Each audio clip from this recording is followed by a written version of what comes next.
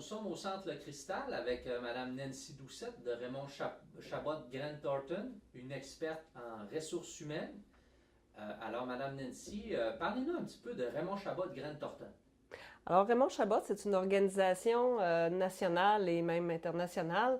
Au niveau, ce que les gens connaissent principalement, c'est au niveau de la certification, la fiscalité. Mais le service au sein duquel je travaille, c'est le service stratégie et performance. Nous intervenons auprès des organisations du Saguenay-Lac-Saint-Jean pour notre division, mais sinon à travers la province. Excellent.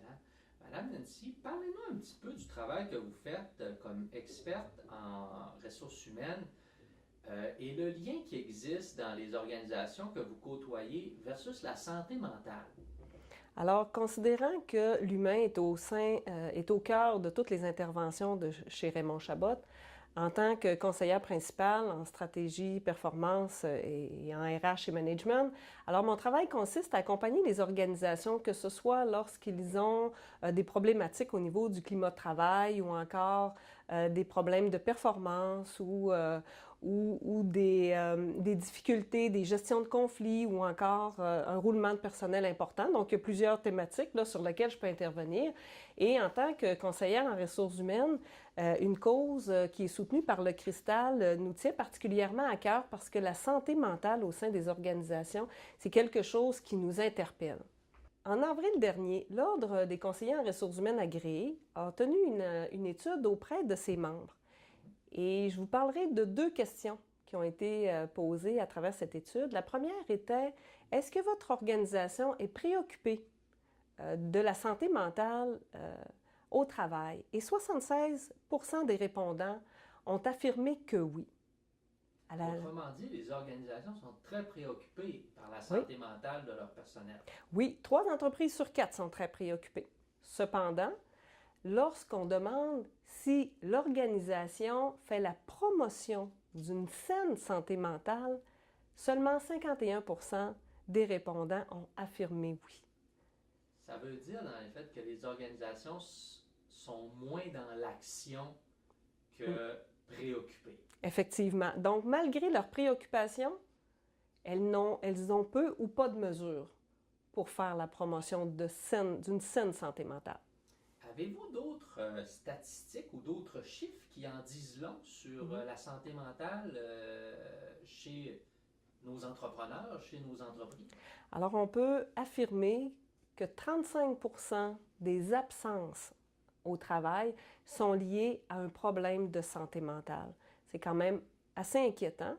Et ça sans compter que l'OMS, l'Organisation mondiale de la santé, affirme qu'en 2020, la dépression sera la deuxième cause mondiale d'invalidité au travail, alors qu'en 2030, le pourcentage, le rang de la dépression monte au premier rang, c'est-à-dire la première cause mondiale d'absence, d'invalidité en milieu de travail. C'est tout de même préoccupant.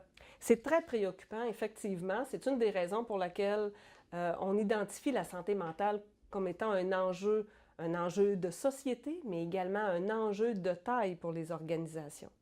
Il y a deux grandes causes. Il y a les causes du travail et il y a la cause sociétale. Donc, dans notre vie personnelle, toutes les sphères de notre vie deviennent extrêmement importantes et pour lesquelles on veut être performant. Hein? Ça, c'est dans notre vie personnelle. La performance, l'atteinte de la perfection un peu. Oui, la perfection à tous les niveaux, au niveau de l'image qu'on projette comme individu, au niveau de l'éducation des enfants, au niveau des saines habitudes de vie, etc. On veut toujours la pleine performance. Hein? Individuellement, on recherche. Performance sportive, savoir écrire, savoir faire avant les autres, être le premier. Être le premier à voir quelque chose, être le premier à visiter un lieu inusité, etc. Tous les médias sociaux font état de performances que les gens ont un malin plaisir à mettre de l'avant. Mais il y a aussi les causes au travail. Donc, on sait qu'il y a eu beaucoup de coupures au niveau des ressources. Dans les dernières années, les médias en font état. Il y a également les causes de changement organisationnel, qu'on parle de fusion, d'acquisition ou encore de réorganisation. Donc, toutes ces mutations et ces changements organisationnels apportent un certain lot d'inquiétude, hein, auprès des employés. Ça augmente le stress, etc. Il y a aussi un manque de reconnaissance. De plus en plus, les gens se plaignent d'un manque de reconnaissance en milieu de travail.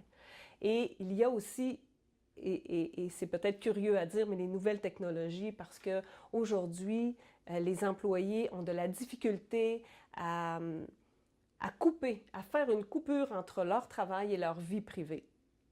Et on parle ici, évidemment, des téléphones intelligents, où les gens sont constamment en relation avec le travail. Et il y a plusieurs personnes qui sont presque en ligne, hein, disponibles 7 jours sur 7. Mais pire encore, il y a des gens qui ne prennent, même durant leurs vacances, ne se débranchent pas du travail. Les organisations auraient tout avantage à passer à l'action, ce qu'on appelle d'être proactif. Et à ce niveau, pour être proactif, il y a plusieurs outils qui s'offrent aux organisations. On pourrait en parler pendant de nombreuses heures. Cependant, les principaux outils qui sont mis à la disposition des entreprises, ce serait d'instaurer, hein, un programme de soutien aux entreprises, aux employés, c'est-à-dire, on peut voir également le programme d'aide aux employés, ce qui est le plus populaire. Il pourrait aussi avoir de la sensibilisation puis de la formation auprès du personnel. Alors, on parle de sensibilisation lorsqu'on s'adresse aux employés, hein, à l'ensemble des employés. On pourrait les sensibiliser à une saine santé mentale. Qu'est-ce que ça signifie, une saine santé mentale? Et comment faire pour y arriver? Hein, tout à l'heure, on a parlé des causes du travail. Il faut aussi penser aux causes qui sont plus sociétales, qui nous appartiennent en tant qu'individus. La formation, ce serait plus pour les gestionnaires. Si on veut avoir une culture de santé, hein? On parle souvent de la culture de santé-sécurité au travail. Puis dans ce volet-là, on parle beaucoup de sécurité. Mais le premier S de santé-sécurité au travail, c'est la santé. Donc, la santé mentale fait partie du premier S de la santé-sécurité au travail. Ça, c'est 2 outils que les gens peuvent également. Aujourd'hui, avec les nouvelles générations qui sont apparues, hein, sur le marché du travail, la génération Y et la Z qui vient de faire son entrée dans le milieu du travail, ces gens ont un besoin de participer à la vie organisationnelle. Donc, d'instaurer une gestion participative, c'est un autre moyen. Également, assurer un bon climat de travail, hein, améliorer le climat de travail, instaurer des programmes de reconnaissance, des programmes d'appréciation de la performance. Alors, ce sont tous des outils qui sont à la portée des organisations qui souhaitent passer à l'action. Alors, plutôt que d'être proactif, parce que si les entreprises, quelles seraient les causes, hein, les risques qu'encourent les entreprises qui seraient plus réactives que proactives? Donc, si on se fie aux données de l'OMS, ce sera une croissance exponentielle des coûts d'invalidité. Ce sera également des coûts pour les problèmes de rétention. Problème de rétention veut dire des problèmes d'attraction. Également, la détérioration du climat. Donc, vous voyez que les outils qu'on a mis de l'avant, qu'on vient juste de mettre de l'avant, c'est pour répondre aux risques, hein, qu'encourent les entreprises si elles demeurent réactives. L'image de marque employeur, hein, l'aspect marketing, hein, en RH, l'image de marque employeur en prend pour son rhume. Et même si les gens, le fait qu'il y ait plusieurs départs, mais également des absences, hein, des absences au travail liées à des problèmes de santé mentale, c'est pas très bon pour l'image projetée non plus. En passant à l'action, les entreprises vont améliorer la satisfaction au travail de leurs employés et par conséquent, ils ont toutes les chances d'améliorer leur rendement et leur performance. Madame Nancy, seriez-vous en mesure de me dire pourquoi Raymond Chabot de Grant Thornton et les décideurs comme vous ont décidé d'appuyer une cause comme la santé mentale et par le fait même de devenir partenaire avec le centre Le Cristal? Alors, pour RCGT, la santé des organisations est quelque chose qui nous préoccupe. Cependant, pour arriver à atteindre cet objectif, c'est impossible sans la contribution importante d'organisations telles Le Cristal. Alors, ils font une différence de par leur mission qui est d'accueillir, hein, d'accueillir les gens qui ont des problèmes de santé mentale ou encore de maladie mentale. Alors, ce que nous aimerions dire en terminant, c'est merci. Merci à toute l'équipe de Le Cristal pour faire la différence.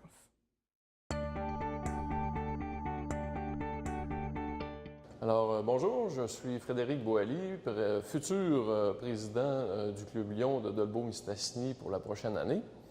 Le club est fier de supporter le Centre Le Cristal et ses projets en santé mentale. Fondé en 1917, les Clubs Lyon célébreront leur 100e anniversaire l'an prochain à titre de participants actifs aux œuvres sociales de leur communauté.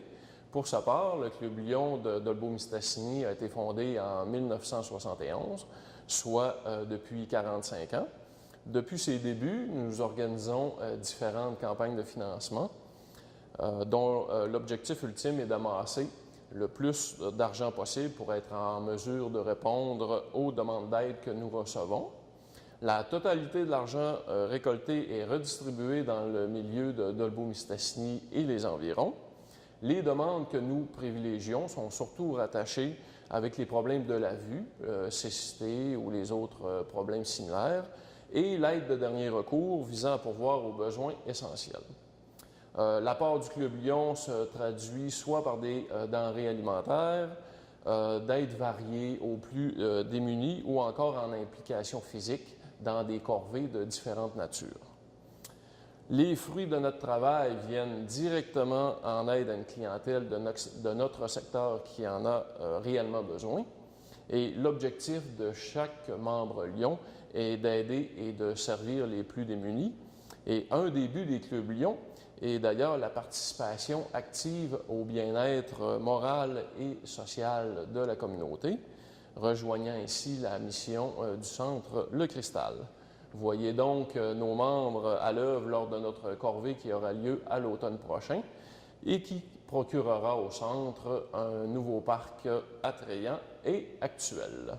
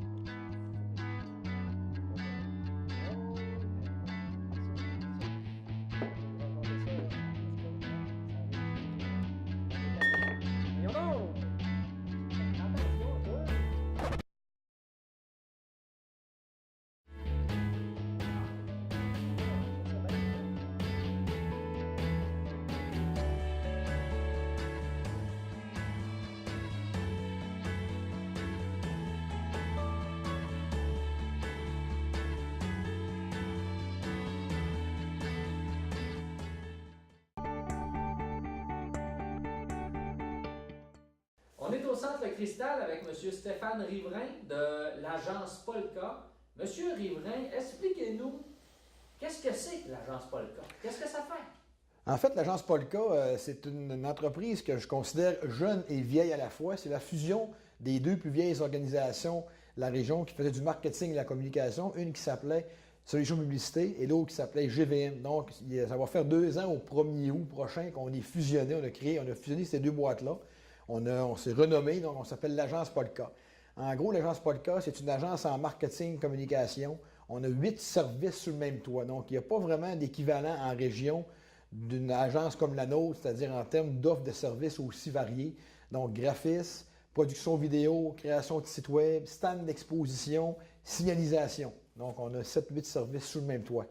Et on a des mandats, la plupart de nos clientèles sont régionales. 80 de notre chiffre d'affaires provient de la région, mais on a 20 de l'extérieur, Mauricie, Côte-Nord, Québec et un peu Montréal. Combien d'employés chez Polka? En fait, l'agence Polka, c'est 22-23 employés, incluant notre agence web qui s'appelle Arsenal Web. Donc, le web est un domaine vraiment en constante évolution, puis on a voulu créer une agence indépendante qui fait du web et du développement de progiciels. Donc, c'était 2 agences-là ensemble. Sur la rue Jacques-Cartier à Chicoutimi, on a 23 employés à temps plein. Ce qui nous distingue, c'est vraiment, on a une offre, comme je disais, on a beaucoup de services sur le même toit. On est en mesure d'accompagner un client de A à Z. C'est-à-dire qu'un client peut venir chez nous, peu importe de quelle nature il est ou dans quel créneau il exerce. On peut lui faire son logo, son image de marque, on peut lui faire un plan de communication, lui produire l'ensemble de ses outils, que ce soit une pochette corporative, un dépliant, un stand et un site web. On a toute l'équipe à l'interne pour faire de la rédaction de texte, de la traduction et des stratèges en marketing. Donc, on est vraiment une agence intégrée, on se considère agence 360 degrés, c'est-à-dire qu'on fait le tour de tous les services en communication pour servir les clients le mieux possible. L'agence Polka, ça fait quand même, je dirais, 6 ou 7 ans qu'on est un partenaire avec le Cristal. On a fait plusieurs générations d'outils corporatifs avec le Cristal, avec Epicéa et le Cristal. Donc, même dès les premières années, on était un partenaire, mais pas un partenaire aussi impliqué qu'on l'a été au cours de l'année 2014-2015. Là, quand les Augustines se sont appropriés les produits Epicéa, puis ont intégré ça dans le monastère, puis ils nous ont dit qu'il y avait vraiment une mission sur la santé mentale reliée à ça. Là, on était davantage sensibilisés à ça. Nous, on est quand même partenaire de plusieurs causes. On épouse plusieurs causes dans la région pour les jeunes, les enfants malades, les autistes. On contribue à plusieurs campagnes de levée de fonds. Et on trouvait ça original de s'impliquer pour la cause de la santé mentale parce qu'on n'en entend pas souvent parler de ces causes-là. C'est des sujets qui sont un peu plus tabous. On n'entend pas souvent parler de ça, mais finalement, on se rend compte qu'il n'y a personne à l'abri de souffrir d'un problème de santé mentale ou même d'être aux prises avec une maladie mentale. Mais on trouvait ça original d'épouser une cause comme celle-là. Donc, c'est la raison pour laquelle on a décidé d'embarquer dans l'aventure. On a refait complètement l'image corporative des produits Epicéa. On a refait, en fait, le logo, le branding des produits Epicéa, la boîte cadeau, l'emballage. On a fait aussi également un dépliant corporatif. On a fait un site Internet qui est en ligne depuis, je dirais, quelques mois. On a créé un module de paiement en ligne dans ce site-là. Et on a fait également le site et des outils corpaux du Cristal. Et on vient de lancer le site Internet il y a une semaine du monastère des Augustines. Le site Internet de ces beaux produits-là, est-ce que c'est quoi? Donc, l'adresse Internet? Oui, Internet. Donc, c'est lecristal.ca, epicea.ca et monastèreaugustine.ca. Puis ça, c'est toute votre équipe qui a bâti ces outils-là à partir de Chicoutimi, en collaboration avec les gestionnaires du centre. Au complet, effectivement. On a eu plusieurs rencontres de travail avec les Augustines pour établir une stratégie et une espèce de plan de communication qu'on a suivi à la lettre le plus possible. Il y avait des livrables prévus à des périodes déterminées selon si c'était pour le Cristal, l'Épicéa ou le monastère. Et on a tout livré ça au complet avec notre équipe de rédacteurs, de recherchistes, de stratèges, designers web et de designers pour les outils papier, exemple, comme pour le dépliant. Monsieur Stéphane, je vous félicite vraiment pour votre implication et continuez votre beau travail. Merci beaucoup.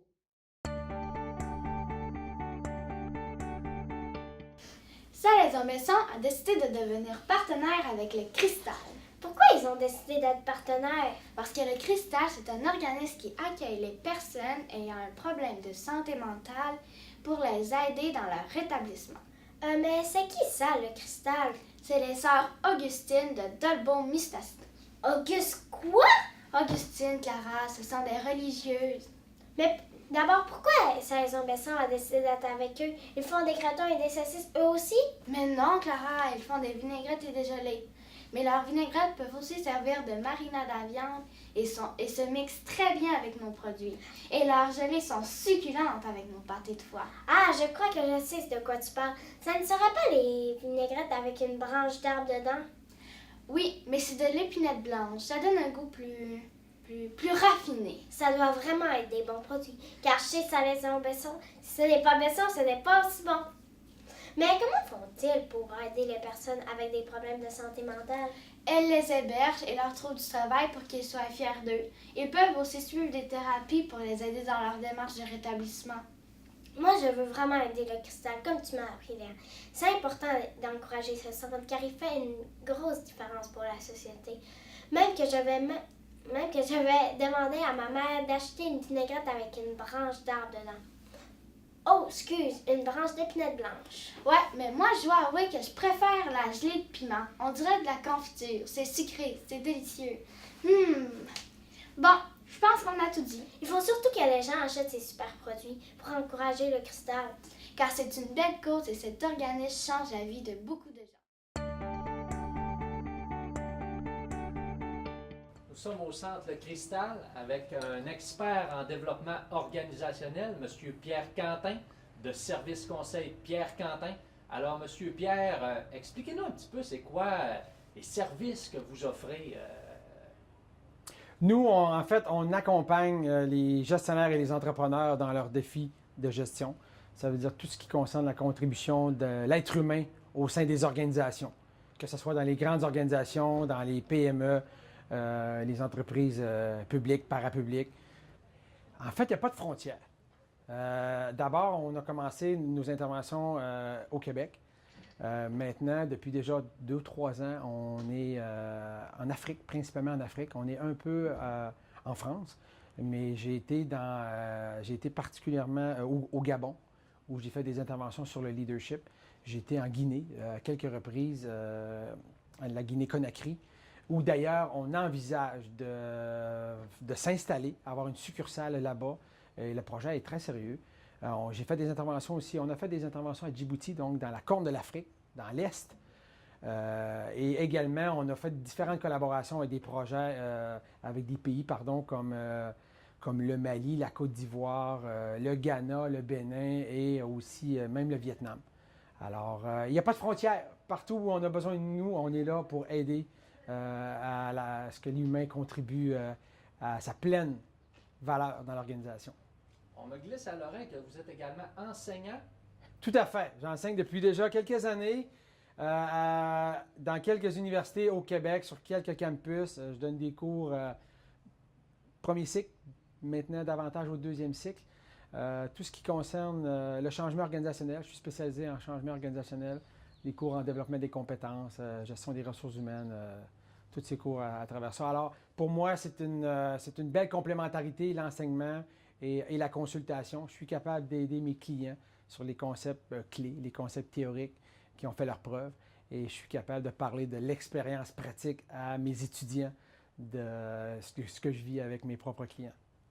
En quelques mots, êtes-vous en mesure de nous expliquer quel type de mandat de développement organisationnel ou autre type que vous réalisez? En fait, en développement organisationnel, on dit que chaque intervention est unique. Alors, ça peut ressembler à du coaching soit individuel, du coaching d'équipe, soit une consolidation d'équipe. Ça peut être aussi accompagner un entrepreneur, un gestionnaire dans la réflexion. Hein. J'aime être avec mes clients en amont, c'est-à-dire dans la réflexion avec eux de ce qui les préoccupe. Ça peut être aussi des projets de formation dans les organisations. Ça peut être tantôt de la facilitation, tantôt un rôle conseil, tantôt un rôle d'accompagnateur, tantôt un rôle de formateur. Alors, ça prend différentes formes. Ce qui est important, c'est qu'il n'y a pas de kit. Il y a des outils et plusieurs approches qu'on va mettre à contribution en lien avec le besoin réel et précis de chacun des clients. Bien, d'abord, moi, je réside au Saguenay, mais je suis un gars du coin. Hein? Je suis un gars de Normandin. Alors, quand j'ai été interpellé dans cette cause-là, C'est tout près de chez nous, c'est dans mon coin.